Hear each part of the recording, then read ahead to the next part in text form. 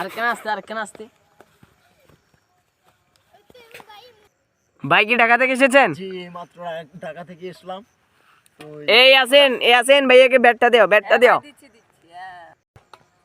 না তোমরা খেলো এই আসেন। না সমস্যা ভাই ধরেন ভাই সমস্যা না নাই ভাই মাত্র মালয়েশিয়া না সমস্যা ভাই ধরেন না তোমরা খেলো না সমস্যা না ভাই সমস্যা নাই ওকে যান